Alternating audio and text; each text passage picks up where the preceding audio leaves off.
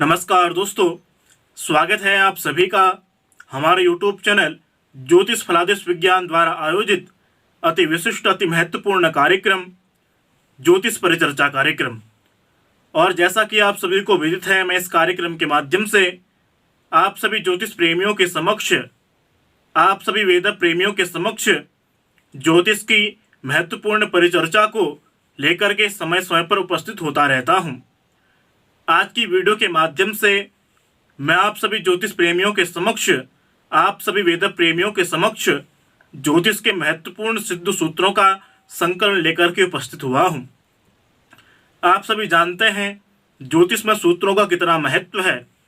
यदि आप जन्म कुंडली का अवलोकन करना जानते हैं, तब आप उस फलादेश में इन सूत्रों को परिघटित करेंगे तो निश्चित रूप से आपका फलकथन, आपका फलादेश 100% सत्य रूप में परिणत होगा। इसमें कोई संदेह नहीं है। आपकी जानकारी के लिए बताऊं, यदि हमारी जन्म कुंडली में किसी भी प्रकार की कोई राजयोग नहीं बने हुए हैं या हमारी जन्म कुंडली में बहुत सारे दुर्योग बने हुए हैं, तब भी हमें अपने जीवन पर उदासीनता नहीं लानी चाहिए। इस विषय में नीति के शास्त्रकार हमारे कहते हैं, जीवनम अति सुंदरम अस्ति आलिंगनम कृत्वा पश्यतु उदासीनता रजो गमिष्यति हसनम कृत्वा पश्यतु। इसका तात्पर्य है, हमारा जीवन बहुत सुंदर है, गले लगा कर तो देखिए, उदासीनता दूर चले जाएगी, एक बार मुस्कुरा कर तो देखिए।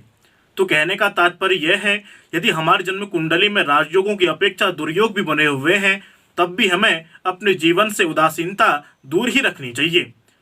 आज की वीडियो के माध्यम से ज्योतिष की सिद्ध सूत्रों को मैं आप सभी के समक्ष प्रस्तुत कर रहा हूँ। यदि आपको हमारा वीडियो प्रियकर लगता है, रुचिकर लगता है, तो हमारे यूट्यूब चैनल ज्योतिष फलादेश विज्ञान को सब्सक्राइब करना मत भूलिएगा। इस श्रृंखला का पहला सूत्र है, हमारे शास्त्रकार कहते हैं, अगर हमारे जन्म कुंडली में सूर्य से मंगल द्वादश स्थान में जाकर के विराजमान हो, तो ऐसी स्थिति में ऐसा जातक समाज के लिए उदार मना प्रकृति का होता है, समाज के लिए ऐसा जातक दयावान होता है, समाज के लिए ऐसा जातक समाज सेवी होता है, समाज के लिए ऐसा जातक परोपकार प्रवृत्ति का होता है। लेकिन ऐसा जातक अपने पिता से स्वयं शत्रु भाव रखने वाला होता है, जिनकी जन्म कुंडली में सूर्य से मंगल द्वादश स्थान में जाकर के विराजमान हो। इस श्रृंखला का दूसरा सूत्र हमारी हस्तरेखा से संबंधित है।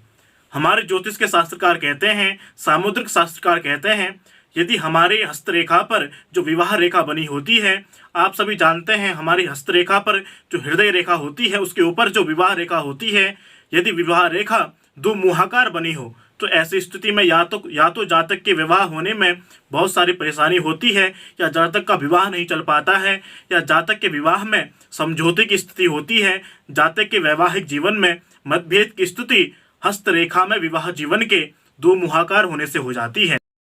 इस श्रृंखला का जो तीसरा सूत्र है, वह सूत्र भी हमारे सामुद्रिक शास्त्र से संबंधित है। हमारे सामुद्रिक शास्त्रकार कहते हैं, यदि हमारी अंगुष्ठ उंगली पर सफेद धब्बा दिखाई पड़ रहा हो और अब ऐसी स्थिति में आप प्रेम प्रसंग में जूझ रहे हो, आपको प्रेम प्रसंग में सफलता प्राप्त नहीं हो रही हो, तब आपकी अंगुष्ठ उंगली में सफेद धब्बा यदि दिखाई पड़ जाए, तब आपको प्रेम प्रसंग में अवश्य रूप से सफलता प्राप्त होती है। इसमें कोई संदेह नहीं है। आप सभी जानते हैं, जो अंगुष्ठ उंगली होती है, इसके नाखून में यदि आपको सफेद प्रकार का धब्बा दिखाई पड़ रहा हो और आप ऐसी स्थिति में प्रेम प्रसंग में जूझ रहे हों, तो निश्चित रूप से आपको प्रेम प्रसंग में सफलता प्राप्त होती है। अब इस श्रृंखला का जो चौथा सूत्र है, उसमें हमारे शास्त्रकार कहते हैं, यदि हमारी जन्म कुंडली के त्रिक स्थानों पर राहु विराजमान हो। अब सर्वप्रथम प्रश्न उठता है कि हमारी जन्म कुंडली में त्रिक स्थान कौन कौन से होते हैं। तो जन्म कुंडली के 6, 8 और 12 इन स्थानों को हम त्रिक स्थान कहते हैं। हमारे ज्योतिष के शास्त्रकार कहते हैं, अगर जन्म कुंडली के 6, 8 और 12 इन स्थानों पर राहु का संबंध हो, इन स्थानों पर राहु का संबंध होने से जातक को कमर दर्द की परेशानी से जूझना पड़ता है। जिन भी जातक या जातिकाओं की जन्म कुंडली के 6, 8 और 12 इन स्थानों पर राहु का संबंध हो रहा हो, तो निश्चित रूप से ऐसे जातक या ऐसी जातिकाएं कमर दर्द से परेशान रहती हैं। इस श्रृंखला का जो पांचवा सूत्र है, हमारे शास्त्रकार कहते हैं, अगर किसी भी जातक या जातिका की जन्म कुंडली के द्वादश स्थान पर सूर्य विराजमान हो या जातक की जन्म कुंडली के द्वादश स्थान पर सूर्य का संबंध हो रहा हो, तो ऐसी स्थिति में जातक आंखों की रोशनी के कारण परेशान होता है। तो दर्शकों, आज की वीडियो के माध्यम से मैंने आप सभी के समक्ष ज्योतिष के सिद्ध सूत्रों का संकलन करके आप सभी के समक्ष प्रस्तुत किया है। यदि आपको हमारा वीडियो प्रियकर लगता है, रुचिकर लगता है, तो हमारे यूट्यूब चैनल ज्योतिष फलादेश विज्ञान को सब्सक्राइब करना मत भूलिएगा। आज के लिए बस इतना ही। पुनः उपस्थित होंगे नए वीडियो के साथ। तब तक के लिए धन्यवाद।